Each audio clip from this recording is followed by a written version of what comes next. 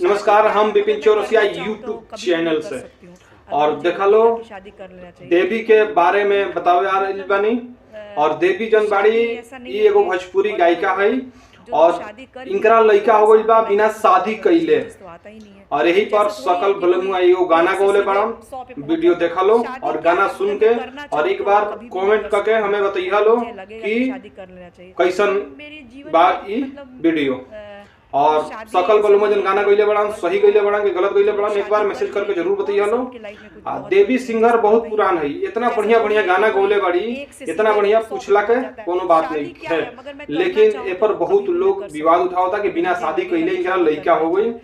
बहुत ज्यादा ए पर विवाद हो रहल बा पूरा देश के अंदर। हर एक यूट्यूबर अपन नया नया बात रखत रहा और हमू देवी सिंगर का सपोर्ट नहीं की करत, काहे से कि एगो रास्ता ही जो बा गलत खींच रहल बड़ी। ऐसे उनके ना करे चाहिए, शादी करे के चाहिए, ओकरे बाद उनकर लड़का होई। आखिर उ लड़का जन भइल बा उ पापा केकरा कही, ये बात के जवाब के दी।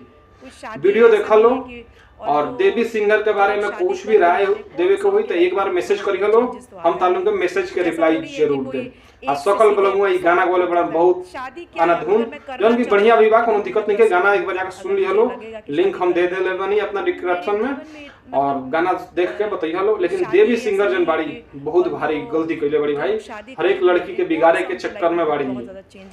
देखो बिना शादी कइले आखिर लड़का भइल, आखिर उ लड़का लम्हर होई तो पापा केकरा कही, ई बताओ लो भाई। ई गलत बात बा कि ना, तुम ही लोग बताओ लो।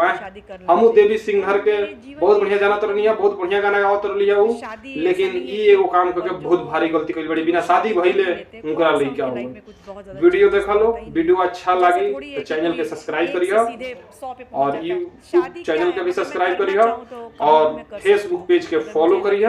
हम यह कहें और तारा लोगों के का राय बा एक बार जरूर बताइए लो, अपन राय जरूर दी लो। और देखा लो देवी सिंगर के लड़का भइल बा बिना शादी कइले। आ एगो है देवी के गीत भी सुन लो, बहुत बढ़िया गाना गौले बड़ी। देवी के गीत कोनो अश्लील नहीं है, बहुत बढ़िया बढ़िया गाना बा इनका। लेकिन इहे बिना शादी कइले लड़का भइल, ये पर बहुत ज्यादा विवाद हो रहल बा। चलो लो भाई, जब तक खातिर नमस्कार, फिर मिले अगला वीडियो में नए वीडियो के साथ। नमस्कार, हम विपिन चौरसिया यूट्यूब चैनल से और देखा लो देवी के बारे में बतावे आ रही बानी। और देवी जन बाड़ी ई एगो भोजपुरी गायिका है और इनकरा लड़का हो गई बा बिना शादी कइले। और यही पर सकल बलमुआ एगो गाना गौले बड़न, वीडियो देखा लो और गाना सुन के और एक बार कमेंट करके हमें बताइए लो कि कैसन बा ई वीडियो। और सकल बलमुआ जन गाना गइले बड़न, सही गइले बड़न कि गलत गइले बड़न, एक बार मैसेज करके जरूर बताइए लो। देवी सिंगर बहुत पुरान है, इतना बढ़िया बढ़िया गाना गौले बड़ी, इतना बढ़िया पूछला के कोनो बात नहीं है। लेकिन ए पर बहुत लोग विवाद उठावता कि बिना शादी कइले इनका लड़का हो गई। बहुत ज्यादा ए पर विवाद हो रहल बा पूरा देश के अंदर। हर एक यूट्यूबर अपन नया नया बात रखत रहा और हमू देवी सिंगर का सपोर्ट नहीं की करत, काहे से कि एगो रास्ता ही जो बा गलत खींच रहल बड़ी।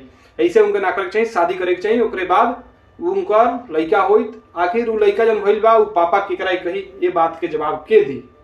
वीडियो देखा लो और देवी सिंगर के बारे में कुछ भी राय देवे के होई तो एक बार मैसेज करिए लो, हम तालुम के मैसेज के रिप्लाई जरूर दे। आ सकल बलमुआ ई गाना गौले बड़ा बहुत अनधुन जौन भी बढ़िया भी बा, कोनो दिक्कत नहीं के। गाना एक बार जाकर सुन लिया लो, लिंक हम दे देले बानी अपना डिस्क्रिप्शन में और गाना देख के बताइए लो। लेकिन देवी सिंगर जन बाड़ी बहुत भारी गलती कइले बड़ी भाई, हर एक लड़की के बिगाड़े के चक्कर में बाड़ी। देखो बिना शादी कइले आखिर लड़का भइल, आखिर उ लड़का लम्हर होई तो पापा केकरा कही, ई बताओ लो भाई। ई गलत बात बा कि ना, तुम ही लोग बताओ लो। हमू देवी सिंगर के बहुत बढ़िया जानत रहनी, बहुत बढ़िया गाना गावत रहली है, लेकिन ई एगो काम करके बहुत भारी गलती कइल बड़ी, बिना शादी भइले उनकरा लड़का हो गई। वीडियो देखा लो, वीडियो अच्छा लगी तो चैनल के सब्सक्राइब करिए और यूट्यूब चैनल के भी सब्सक्राइब करिए और फेसबुक पेज के फॉलो करिए। हम यह कहें और तारा लोगों के का राय बा एक बार जरूर बताइए लो, अपन राय जरूर दी लो।